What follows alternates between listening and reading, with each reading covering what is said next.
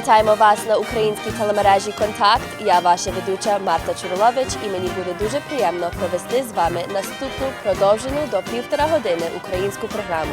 Сьогодні розпочинаємо нову рубрику про спорт в Україні, яку нам зачитає Богдан Мендюк.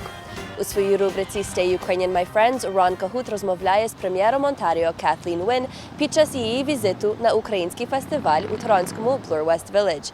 Цього тижня за ініціативою організації «Українсько-єврейська зустріч» у присутності президента України відбудеться відзначення 75-річчя трагедії Бабиного Яру в Києві. Про значення цієї трагедії людства розповідає голова відзначального комітету професор Павло Магочі. Президент Конгресу українців Канади Павло Грод розповідає про річні збори Світового конгресу українців, що відбувся в Києві минулого місяця. Після перерви новини з України і після того новини із світу українського спорту.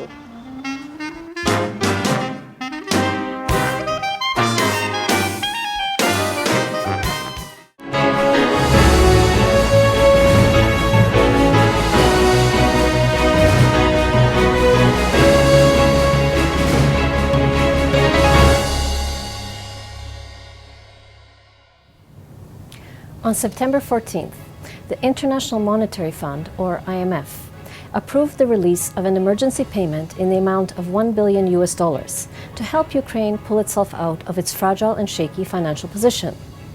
This money, which is part of a $17.5 billion aid package and loan from the IMF, had been withheld for almost a year, owing to the Ukrainian government's failure to adequately tackle its corruption and budget issues. The positive decision of the IMF was in response to the introduction of the e-declaration system for civil servants in Ukraine and the inception of a number of other anti-corruption initiatives. IMF Managing Director Christine Lagarde said in a related press release that, quote, "Ukraine is showing welcome signs of recovery, notwithstanding a difficult external environment and a severe economic crisis," end quote. President of Ukraine Petro Poroshenko welcomed the IMF's decision, stating that it represents validation on the part of the international community of the positive changes taking place in Ukraine, as well as hope for the future. He also noted that the decision of the IMF sends a strong message to Russia, which had tried to block the release of these funds to Ukraine at the meeting of the IMF Executive Board. In contrast with earlier times, when IMF credits were used in Ukraine for plugging holes in the state budget, and during the presidency of Viktor Yanukovych were stolen in various corruption schemes, a significant part of this current credit was designated for bolstering the gold reserves of the Ukrainian National Bank in order to stabilize the Ukrainian currency and to support budding economic growth in the country. In accordance with the old adage, live by the sword, die by the sword, on September 19th, Yevgeny Zhilin, the former head of the extremist pro-Kremlin terrorist organization Oplot in Kharkiv, was shot and killed in what appears to have been a hit. This happened in a swanky restaurant in a Moscow suburb. Oplot and Zhilin are notorious for having organized groups of thugs, the so-called Titushki, who terrorized protesters and journalists in Kharkiv and Kyiv during the 2014 Revolution of Dignity. An ethnic Russian born in Kharkiv, Zhilin had a criminal record and served 3 years in prison for attempted murder. As leader of Oplot, he was an active participant in the anti-Maidan movement. He was suspected of setting fire to cars, kidnapping and torture, and the embezzlement of state funds in the amount of 100 million hryvnias. Zhilin fled Ukraine in February 2014 and had been on the international most wanted list from July 2015. When war broke out in eastern Ukraine, Oplot provided support to the Donetsk and Luhansk People's Republics in the Donbass. Russian police are said to be searching for Zhilin's killer. On September 12th, Muslims of the world celebrated Eid al-Adha, or Feast of the Sacrifice, one of two main Islamic holidays which marks the end of the Hajj, or pilgrimage to Mecca, a pilgrimage that all Muslims are expected to make at least once in their lifetime. During this holiday, thousands of Muslim faithful traditionally gather in the holy city of Mecca. Those who cannot embark on such a pilgrimage celebrate by visiting family and friends, attending prayer services at mosques, and distributing the meat from sacrificial goats or camels, also sheep or bulls, to the poor. Eid al-Adha is also known as Kurban Bayrama. In Ukraine, during Kurban Bayrama celebrations this year, Azerbaijani Muslims in Zhytomyr again showed their support for Ukraine's battle against its enemy aggressor by giving sacrificial holiday meat, as well as fruits, to Ukrainian army soldiers in the anti-terrorist operation zone, or ATO. Presenting these gifts, Raj Hasimov, the head of the Zhytomyr branch of the United Diaspora of Ukrainian Azerbaijanis, said, quote, "The pain of the Ukrainian nation is our pain. This is why we are even ready to take up arms and fight together with Ukrainian army soldiers," end quote. The representative of the Ukrainian Army's 95th Marine Brigade expressed thanks for these gifts and stated that his brigade contains many Muslims who are fighting for Ukraine's sovereignty and territorial integrity, and that it is a great emotional boost knowing that the Ukrainian Army enjoys the support of various groups of people living in Ukraine. The Ukrainian nation is full of good-hearted people and special and creative individuals. This fact is very poignantly exemplified in the human stories stemming from the war in Ukraine. Particularly moving are the inspiring stories of Ukrainian volunteers who devote themselves to and direct their talents toward defending their country in the war-torn Donbas region. Until very recently, Marina Pryatko was a world-class hairstylist, a stylist to the stars, working in one of the most prestigious hair salons in Kyiv. Her clients included many TV personalities, but she gave up this life to join the Ukrainian army. In June 2016, Marina enlisted in the army for a 3-year tour of duty. She serves in the Army Communications Department in Avdiivka in the Donbas. But in her free time, Marina gives the most modern, Western-style haircuts to her fellow soldiers. Her aim is to impart dignity to people who are in the undignified situation of fighting a war that Ukraine never wanted. She tries to cut and style the soldiers' hair in such a way that it will look good and stylish even after they have taken off their helmets. Her efforts make a real and positive difference to the soldiers, some of whom have never experienced such special treatment in their lives, and who generally have few opportunities for pursuing personal dignities in frontline conditions. Marina hopes to open up her own hair salon one day, but in her own words, only after the victory of the Ukrainian army in the war and the end of her army service. I'm Tanya Stech, and this was Ukraine in the News. Канал 1+1 тепер доступний на Bell International Programming.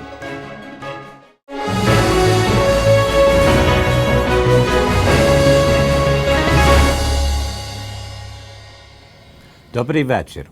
Я називаюсь Богдан Мендюк і буду говорити про спортові новини з України. Сьогодні я маю дуже багато добрих новин з українського спорту, так як з Паралімпійської олімпіади в Ріо-де-Жанейро в Бразилії, шахової олімпіади в Баку, Азербайджані, як також світового мистецтва з боксу, що відбувся в Гданську в Польщі. В Ріо на Паралімпійській олімпіаді Україна здобула 3-те місце після Китаю і Англії.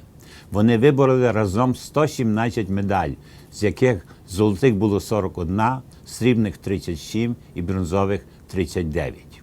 Між змаганнями були надзвичайні вислови, так що в перших 15 змаганів 5 було з України. І так на другому місці був Максим Кріпак, який здобув 5 золотих, 3 срібні. На 4-му місці був Євген Годайко, 4 золоті, 3 срібні та 2 бронзові, разом 9, що було найбільше зі всіх змаганів на Олімпіаді. На 7-му місці Єлисавета Мережко мала 4 золоті медалі і 1 бронзову. На 9-му був Денис Дубров, мав 3 золоті, 3 срібні та 2 бронзові. А на 13-му Анна Стеценко 3 золоті і 1 срібну. Всі найвищі нагороди були з плавання. В Баку на шаховій олімпіаді Україна вийшла 2-га між чоловіками і 3-я між жінками. Разом Україна здобула кубок Нони Гапріндашвілі за найкращий сумарний вислід, як показано на таблиці. Так Україна дістала від чоловіків 20 очок, жінок 17, разом 37. За ними були З'єднані Штати Америки, Китай, Росія, Польща та Індія.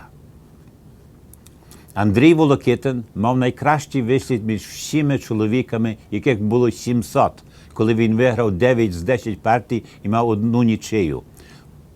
Він також мав найкращий вислід, бо він мав виграші на 95%. Анна Музичук мала найкращий вислід на першій дошці і другий найкращий в індивідуальному рейтингу.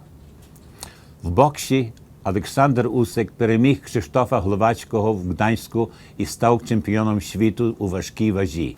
Всі троє суддів дали йому такі висліди: 119 до 109, 117 до 111 і 117 до 111.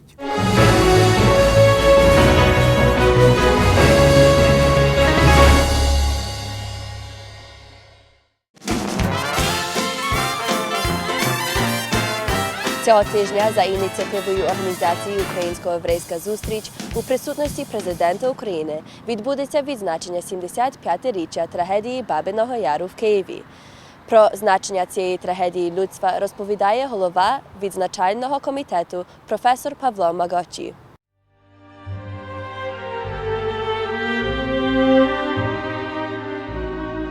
Репортажі про відзначення трагедії Бабиного Яру спонсоровані організацією «Українсько-єврейська зустріч».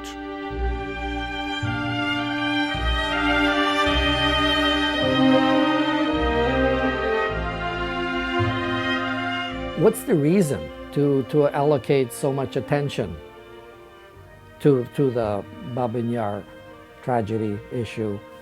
Well, as it turns out, traditionally, when one thinks of Central and Eastern Europe in general,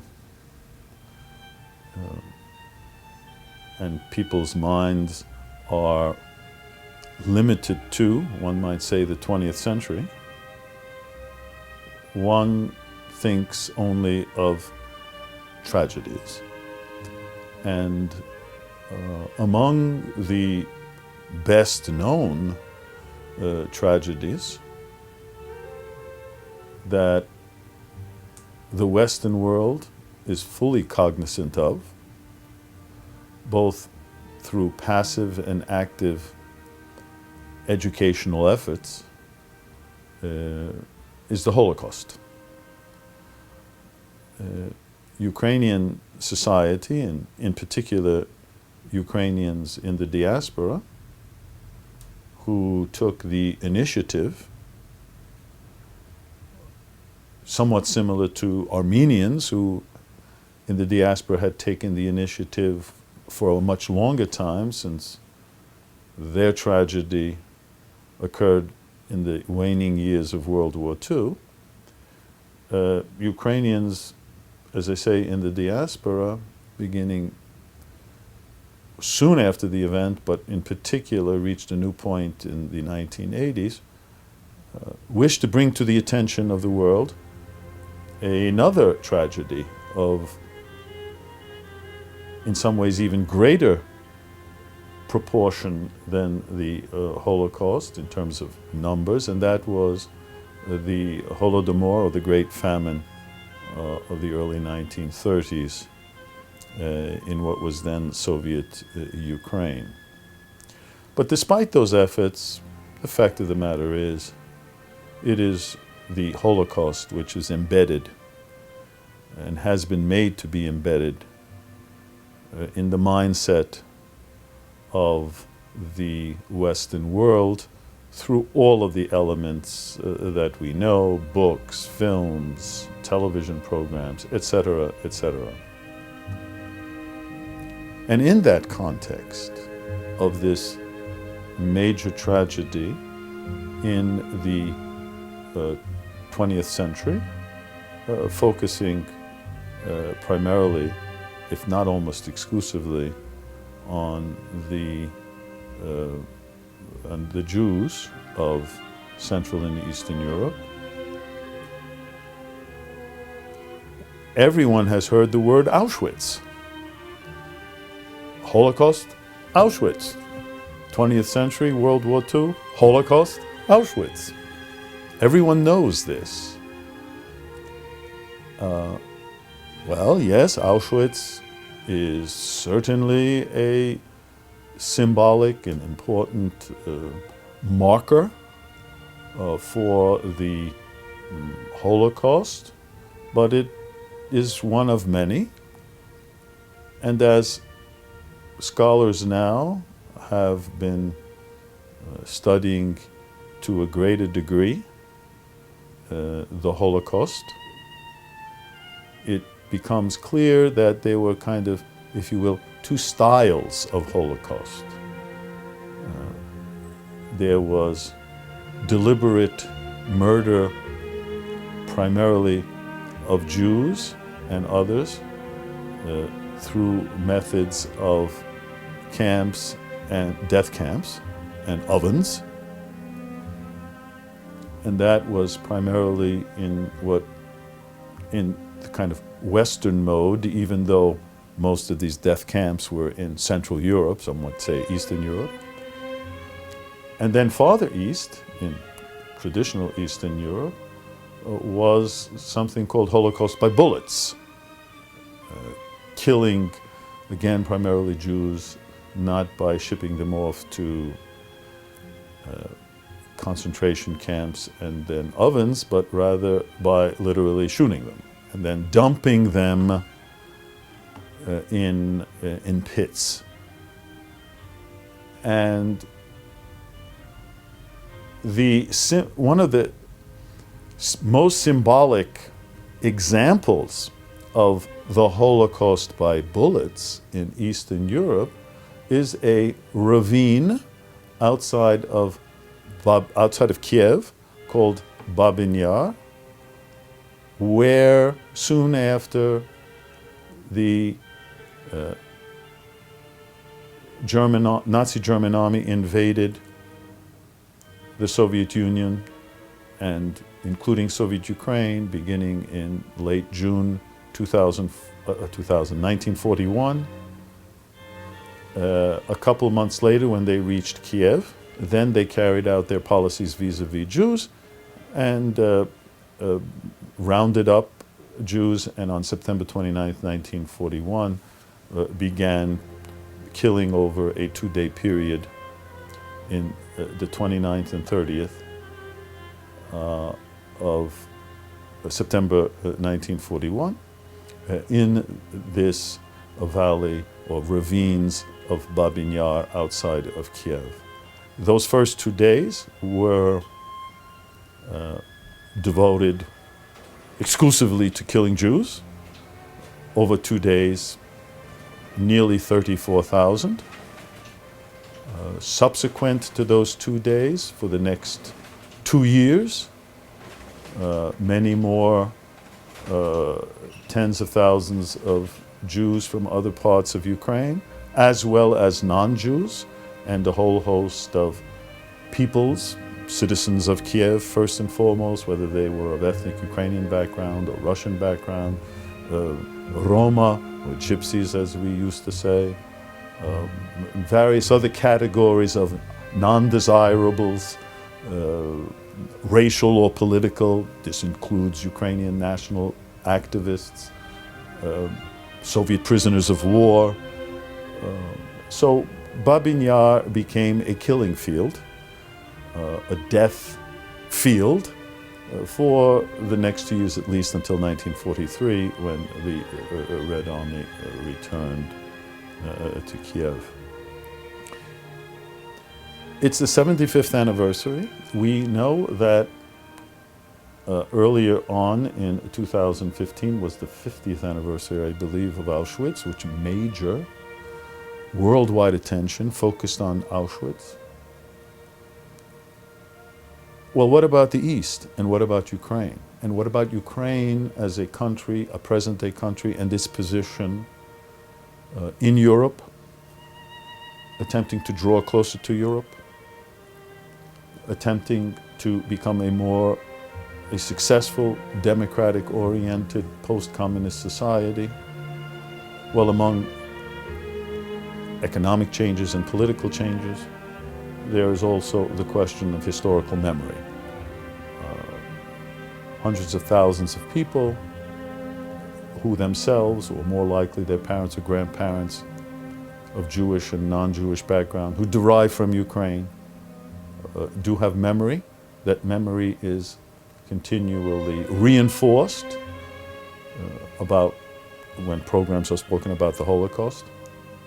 And so it seemed appropriate that Ukraine, like Poland, with Auschwitz, do something to commemorate this tragedy in a proper manner, in a very respectful manner. And the Ukrainian Jewish Encounter, which itself a non-governmental organization based here in Canada, in Toronto, has been concerned with Jewish-Ukrainian relations over the long historical haul, if you will, felt that that part of its mandate would be to create a commemoration, in many ways to assist Ukraine to be thinking in this manner, and in particular to treat it in a international context at the highest level, and that effectively, if you will, is the motivation behind what began now 2 years ago in the planning stages to commemorate the 75th anniversary of Babin Yar, which is taking place the week after next in Kiev. There are 4 programs of the Babin Yar project, of the UJE Babin Yar project, and those 4 programs are youth, public symposium, international landscape design, and the commemorative concert. Now, you've already mentioned the last 2, and so now asked about the other 2. So first, it's not only academic, because it's more kind of public intellectual outreach, if you will, but also there's a youth program. There will be, we have invited, as our guests, fully paid, well over 200 young people from North America, Europe, Israel, and Ukraine, of various backgrounds, who will spend 3 days actually out of that week in a series of small workshops, if you will, speaking about various topics, not just simply about Babin Yar or the historical past, but various issues that are of present-day importance, including a session on the war in Ukraine. After all, the country, alas, is at war, and having access, however, at the same time, on other days, 2 full days of a public symposium, where there will be both featured speakers, Timothy Snyder, Norman Naimark, the very well-known writer in Ukraine, Serhiy Zhadan, and these people will give talks and also have discussion around, moderated discussion around those talks. And so the youth, as well as the public at large, is open to that aspect. Then a bit more academic, if you will, to answer your question, there will be several panels on various aspects of Babin Yar, in the arts, in remembrance, and which actually derive from something else, that is the appearance of a book, a new book that was commissioned for this event. It's about 360 pages. There'll be a Ukrainian edition and an English language edition, focusing exclusively on Babin Yar. So that book will be presented, and many of the authors in that book, it's a book focusing exclusively on Babin Yar, but it's multi-authored. There are 9 authors, I believe, and well over half of them will actually be at the symposium either participating in panels or in the book launch. So that's the other academic component, if you will, of this activity.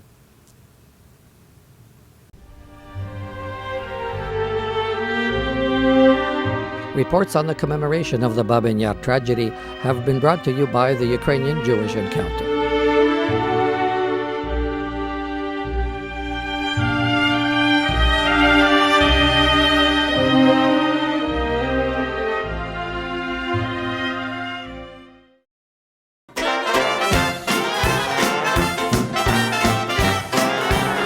Президент Конгресу українців Канади Павло Грод розповідає про річні збори Світового конгресу українців, що відбувся в Києві минулого місяця.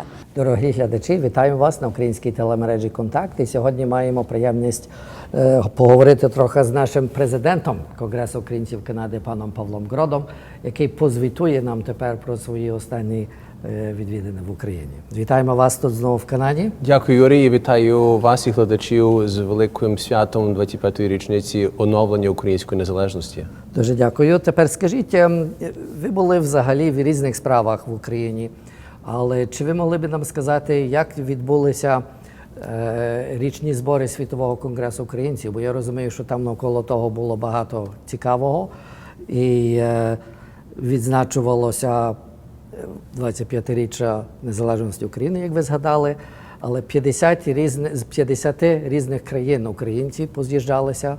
Ну і почнемо від нагород, які вам назначено. Може, скажіть нам трошки про це. Так, в мене було дуже великий привілей бути першим, що отримати від президента України медалі 25-ліття незалежності України, де коли вручив мені президент в Оперному театрі, я йому подякував від імені цілої української громади, бо я цю медалю прийняв від імені цілої української канадської громади, яка дійсно заслужила за це, що за останні 25 років сильно підтримувала і підтримувала українську незалежність, зокрема в останніх 2 роки. То президент був вдячний в цьому і дуже дякую українській діаспорі Канади за це, що вона зробила у підтримці України, спеціально, зокрема, за останніх 2 роки.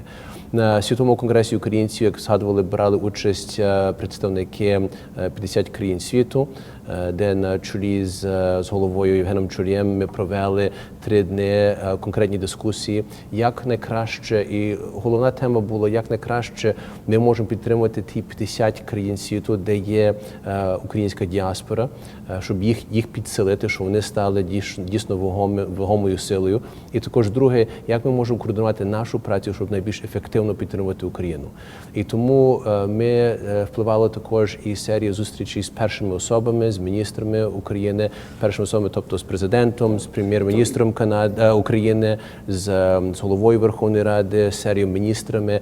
Як ми можемо, як світове українство, найкраще з ними працювати і їм підтримувати через їхні пріоритети, щоб зрозуміти питання, скажімо, реформів, питання гуманітарної допомоги і координації, питання інформаційної політики, як ми можемо в економічній сфері допомагати Україні. І море роботи на всіх напрямках. І тому ми приїхали з дуже важливими проєктами, і ми будемо звертатися до наших громадських організацій, до нашої громади, щоб нам допомогли в кожній сфері допомагати. Чи це є реформи в питанні охорони здоров'я, чи це є реформи в сфері освіти, чи це є в міжнародній політиці, бо на кожному напрямку це потрібно. І хочу сказати, Юрій, що я приїхав дійсно з надиханням після візиту в Україні, бо я бачу, що там є на чолі багатьох міністрів люди, які патріоти, які хочуть покращити ситуацію в Україні, але вони мають море роботи. І не всіх нас закликають, щоб ми поверталися, щоб ми допомагали, бо дійсно вони до цього готові. Ми бачимо новопризначену міністр охорони здоров'я Уляну Супрун, де ми переходили конкретні проєкти, які їй потрібно, як в кожній країні ми можемо цьому допомогти.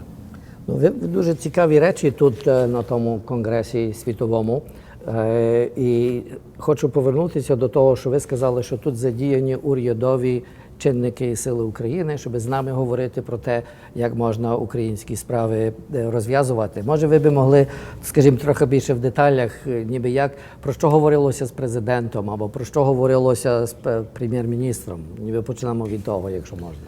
Є серія питань, які сьогодні в короткому часі потрібно Україні. Це є, щоб світ не забув про Україну, щоб світ далі підтримував Україну спеціально за те, що погіршується агресія Росії, за те, що Мінські угоди не виконуються.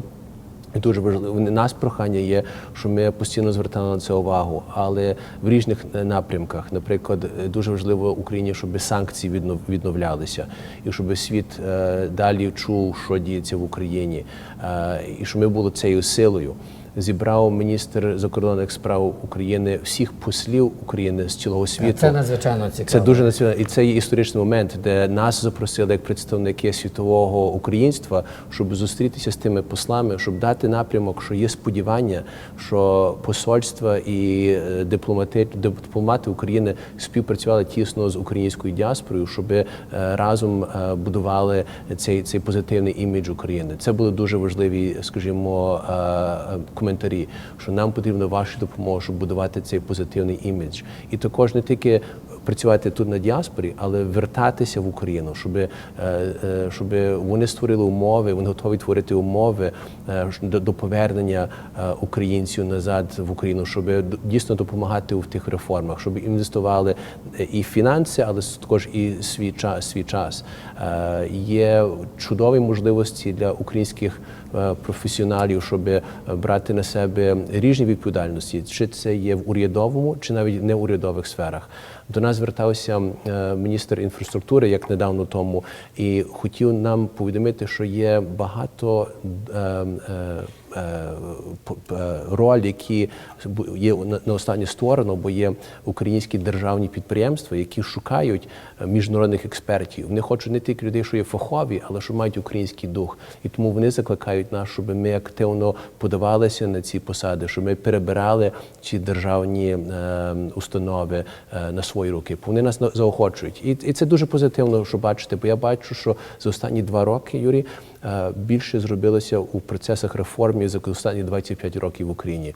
Я знаю, що є багато недоліків, і що багато є, що можна ще покращити, але я бачу позитив в цьому, що є люди, що готові це робити, їм просто тільки треба допомоги. І я думаю, що ми, як українська діаспора, можемо дуже багато в цьому допомогти. Ви згадували, ніби то, що говорилося з президентом, і повторити ніби продовжувати санкції. Але чи була якась розмова, наприклад, навіть про те, що з одної сторони, наприклад, Канада, прем'єр-міністр щойно був і підтримував поняття продовження санкцій, але сама Україна не виконує санкції проти Росії. Ніби далі та границя відкрита, олігархи на тому заробляють, і Україна сама торгує з Росією. То чи про це говорилося? Бо це, напевно, найбільша проблема Порошенка, і ніби як то розв'язати, і як взагалі один із способів покращити імідж України. Ну, щодо кордонів, президент закликає світове співтовариство, щоб допомогти, щоб закрити ці кордони. Бо без закриття тих кордонів, то буде ця російська агресія продовжуватися і буде йти далі ті корупційні схеми. Мушу сказати, що дивлячись на створення таких організацій, як антикорупційне бюро, що бачимо більше і більше арешти, іде позитивний процес в цьому. Бачимо, що йдуть заклики за арешти на міжнародному сфері різних чи олігархів, чи допомічників тих олігархів. І це є дуже позитивні кроки. Ми бачимо, що генеральний прокурор дійсно починає ці питання просувати. Є ще проблеми. Бачимо, що в юридичній системі, що це одне, що арештувати, а друге, що вийшло. І вони це бачать, вони це розуміють, і вони нас закликають, щоб в цьому допомогти. Я тому ж закликаю всіх нас, щоб в цьому допомогти, бо дійсно ми можемо дуже швиденько розчаруватися, побачимо, що всі недоліки, але це розчарування є найбільша загроза Україні сьогодні. І це точно російська пропаганда тисне на це, щоб показати, що Україна дійсно є цей failed state, і що світ повинен про нього забути. І тому дуже важливо, щоб ми, як українська громада Канади, діаспори, щоб ми далі підтримували, підсилювали ту Україну якнайбільше. Бо як ми будемо занадто критикувати, то це дійсно творить цей цинізм, що відверне цілий світ від України.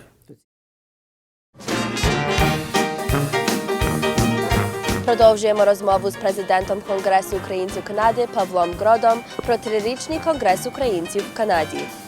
Цікаво, що ви згадуєте, що тепер ніби шукають впливу і знання нашого, що на Заході. І ми також тепер, будучи в Києві, і Міністерство інформації України, ну і 1+1 звернулося специфічно до нас, до телемережі «Контакту», щоб ми їм посилали інформації і щоб щотижня були репортажі не лише політичного характеру, але репортажі, які відзеркалюють українське громадське життя тут в Канаді. Але поговоримо трошечки більше про це, це про наш ніби вплив чи можливість в Україні. З одної сторони ми маємо, що пані Супрун назначили як міністром охорони здоров'я, а з другої сторони пані Яресько вже немає.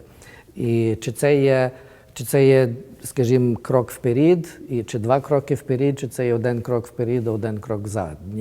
І чи ви відчуваєте, що є якісь наслідки того, що була пані Яресько і Міністерство охорони здоров'я, там багато клопоту в тому міністерстві, і до якої міри ви відчуваєте, що пані Супрун ніби зуміє це все, ті всі проблеми подолати?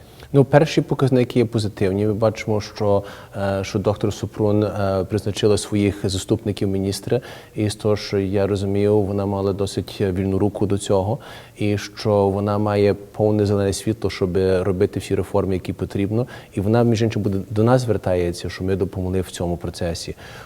Щодо Наталії Яресько, я з нею бачуся, коли ми були в Україні, і вона не покидає Україну. Вона ж любить Україну, вважає, що вона йде в правильну сторону, і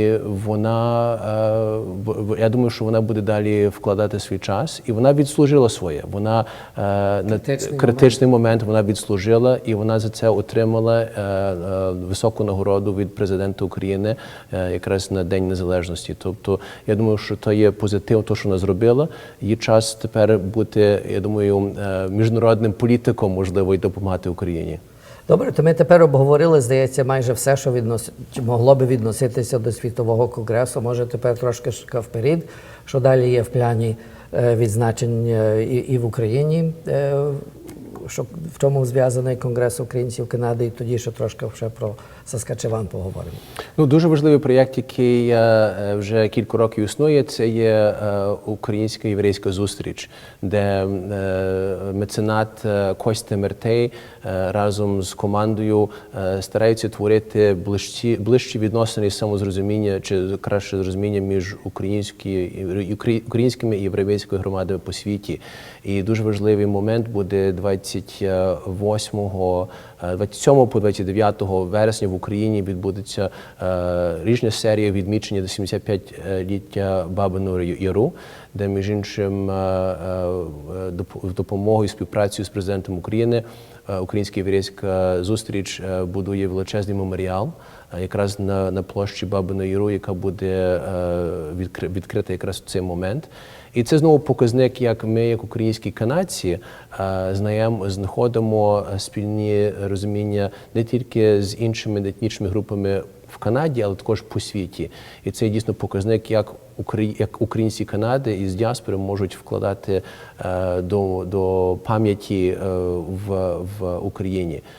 Очевидно, ми маємо привілей, що приїжджає до нас блаженніший патріарх Святослав, де буде посвячувати нову перебудовану церкву Святого Ілія, і також буде відкривати новий інститут митрополита Андрія Шептицького тут в Торонті. То я сподіваюся, що будуть дуже великі і важливі оголошення в наступному кілька тижнів. Дуже гарно. Також і ви згадували трошечки про Бабин Яр і про світове українське суспільство. Не знаю, чи наші глядачі пам'ятають з наших репортажів, буде концерт оркестру з Гамбургу.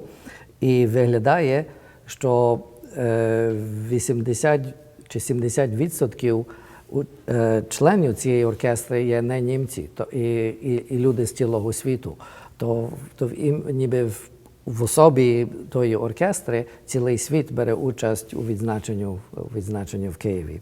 А тепер, може, того, що може найближче до нас всіх, це конгрес українців Канади, який цього року відбудеться в Саскачевані. Скажіть нам, які плани і який взагалі настрій буде цього з'їзду і цього конгресу? Як, можливо, ваші глядачі знають, що 3 роки збирається провід української і канадської громади з цілої Канади. Останній конгрес 3 роки було в Торонто. Якраз буде цей наступний конгрес в Реджайні, де ми сподіваємося кількасот делегатів з наших складових організацій, де ми збираємося, щоб обговорювати наші плани на майбутнє, щоб прозвітувати про нашу діяльність, щоб планувати на майбутнє і щоб вибирати наступний провід нашої громади. Дуже важливо, що ми маємо щось дуже унікальне в Канаді, що 75 років об'єднує нашу громаду Конгресу українців Канади. Я маю величезну честь бути її головою, і я бачу, яка це є сила. Сила в цій єдності. Це, що ми можемо зібрати молодечі організації, студентські, політичні, підприємські, соціальні організації. Всі організації Канади об'єднані через Конгрес українців Канади. І ми дивимося на інші діаспори по світі, і, на жаль, не всі такі об'єднані. Але і за це в наша є сила. І тому ми побачимо на нашому конгресі, ми сподіваємося, прем'єр-міністра Канади, високопосадовців з України і наших громадських провідників. І тому я закликаю всіх нашої громади, щоб поцікавитися тим, щоб активно брали участь. Бо дійсно ми маємо багато чим пишатися і маємо багато роботи ще не перед собою, щоб далі розбудовувати цю нашу успішну українську канадську громаду. В нас є великі плани на майбутнє, включно є створити програму стажування для наших молодих в парламенті Канади і серії інших дуже важливих напрямків, які ми хочемо далі розвивати нашу громаду. І за це, що ми є єдині, за це, що ми зорганізовані, з нами рахується як одна з найбільш впливових етнічних груп в Канаді. І очевидно також і завдяки нашої заслуженої медії, що також вміє нас групувати і нас ангажувати до дальшої праці. То закликаю всіх на наш трирічний конгрес українців від 29 вересня по 2 жовтня в Реджайну, Saskatchewan.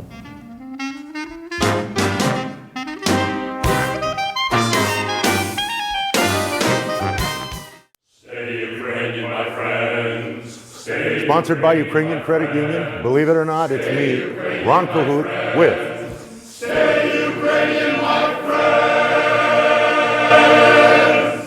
Stay Ukrainian, my friends. I do a lot of interviews. I interview a lot of people, but very rarely do I get to interview this kind of a person, the Premier of the province of Ontario, Kathleen Wynne. Welcome. Thank you very much. Sorry. And I'm Jane. And you're Jane? Yes. That's how you that's your name. And I'm Jane. That's how you go? It's certainly not your first time here. No, not at all. It's lovely to be back. You've been doing a lot of Ukrainian stuff lately, huh? Yeah, you know, it's a really strong community in Toronto, and having Yvonne Baker as part of my team means that we have a very close connection with the community. It's wonderful. The last Yvonne, I says, is he your token Ukrainian? Are there other Ukrainians? Do you have other Ukrainians? Well, Donna Cansfield previously was, I worked with Donna for years, and she was of Ukrainian background, but I think Yvonne's our only, we've got Peter Milton, who's Polish, but yeah. That works too. Oh, it's close, That works too. Poles and Ukrainians, everybody's getting along now. Yeah. It's called having a common enemy. Yeah, there you go.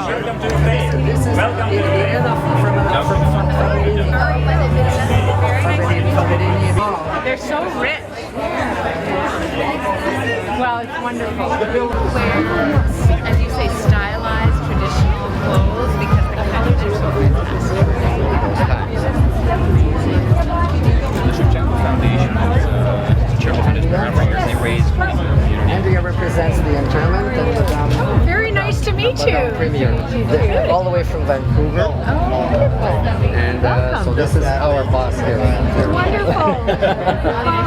Thank you for the work that you do. Thank you. Very important. Thank you very much, and we're really happy to be here to talk about a piece of Canada's history that isn't very pleasant, but it's an important part of our history that Canadians need to know about. Absolutely. So, thank you for Executive Director. Very nice. How about we give you, I know you don't want all this garbage, but we took it to an annual report and a gift for you. I don't know if you've seen this called Music of Survival. This is one of the films that we've funded for Chance years. I'm surely at the ready to apply for yourself. We would like to tell you thank you what you visit our festival. We come direct from Kiev and it's present from Ukraine to you. Oh my goodness. I hope you will like so this. beautiful. Oh my Gorgeous, gorgeous. Thank you. I hope I sometimes will see you in this dress. It makes me happy, please.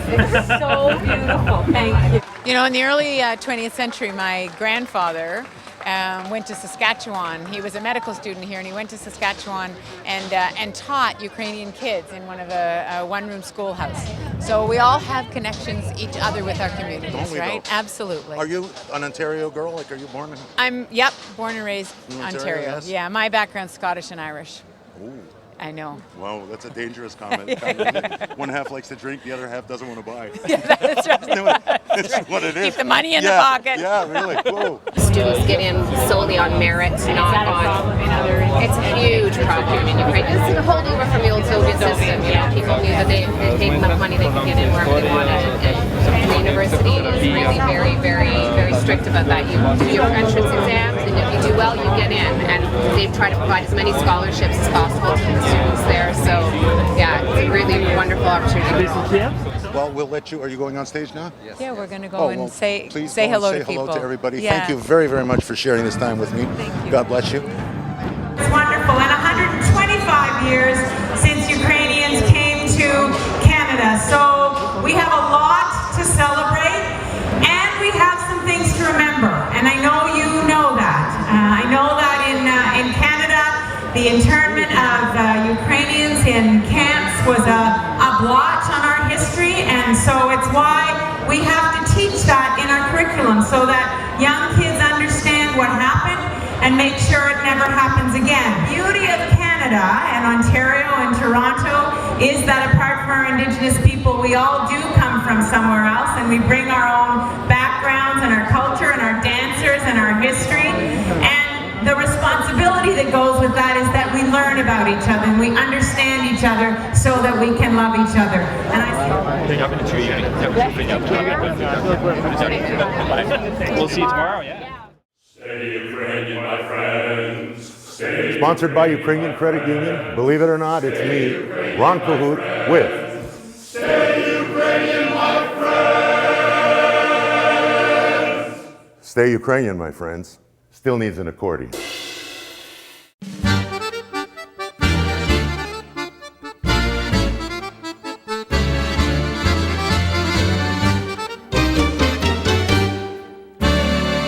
Новий шлях – кольоровий тижневик із двомовними матеріалами.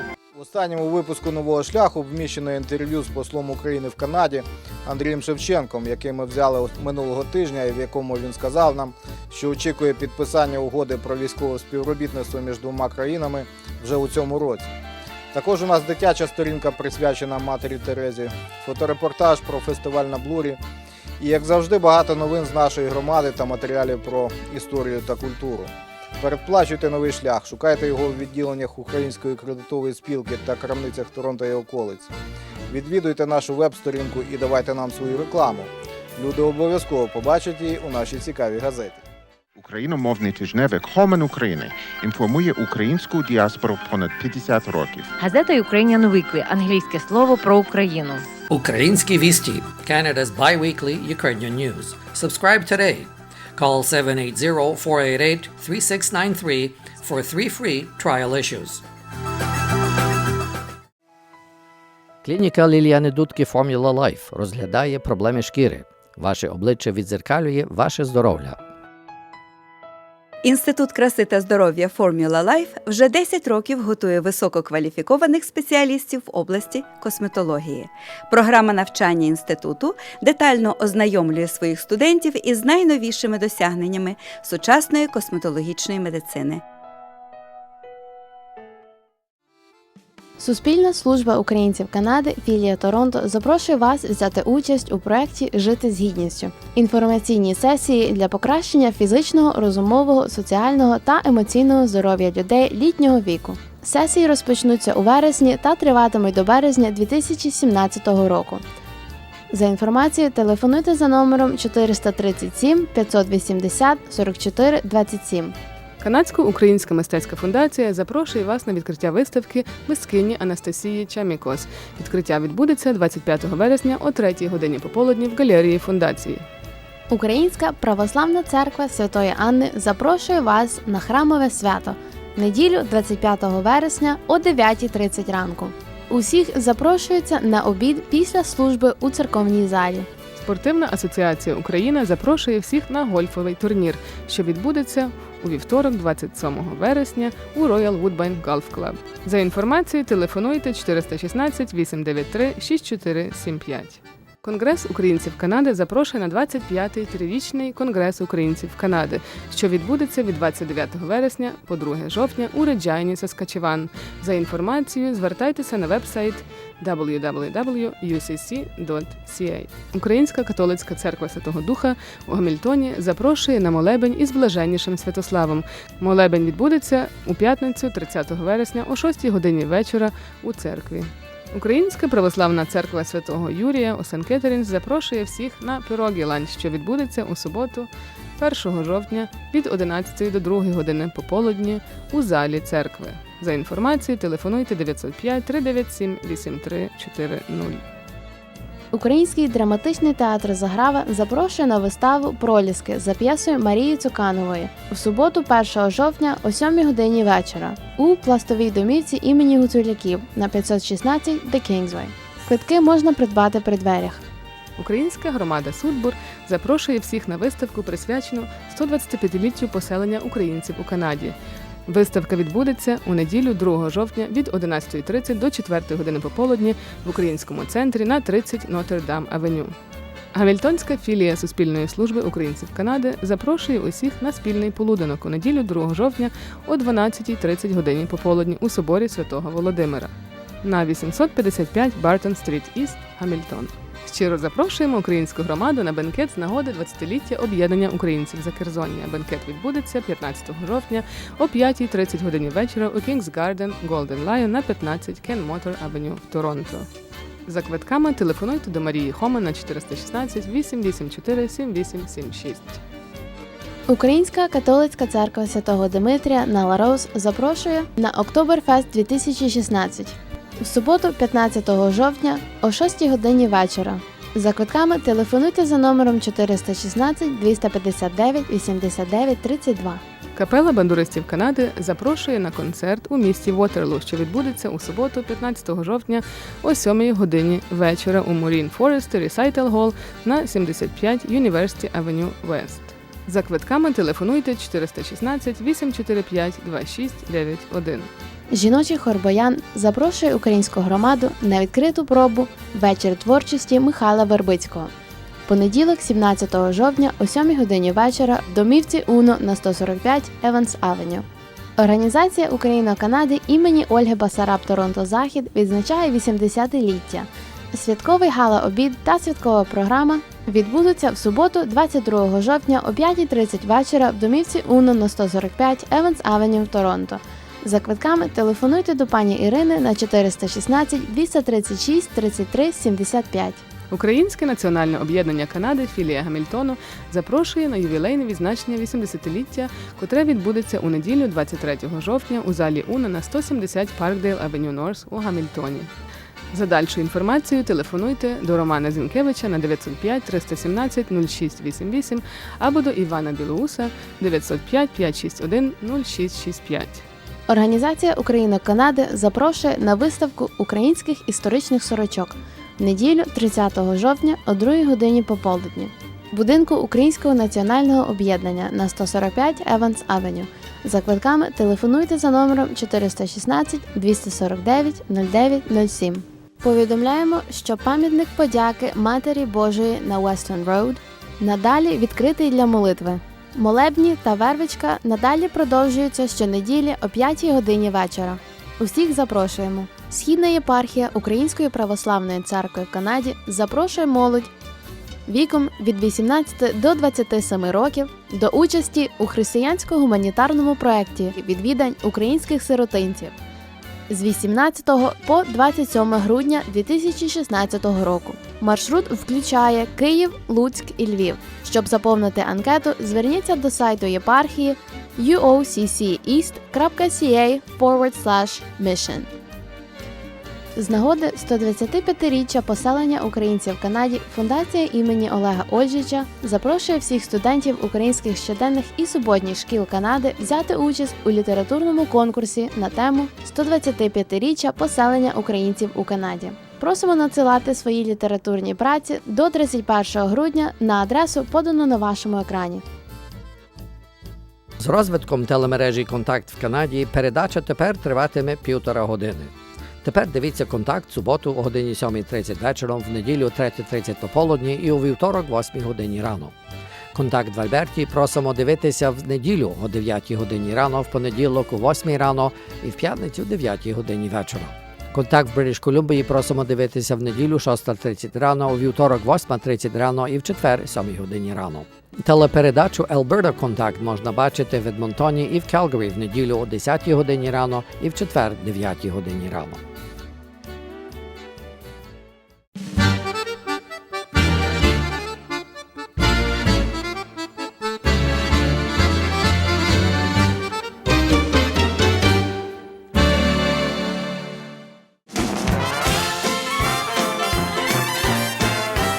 Ось ми дійшли до кінця нашої другої продовженої передачі. Дуже приємно було мені провести цей час з вами.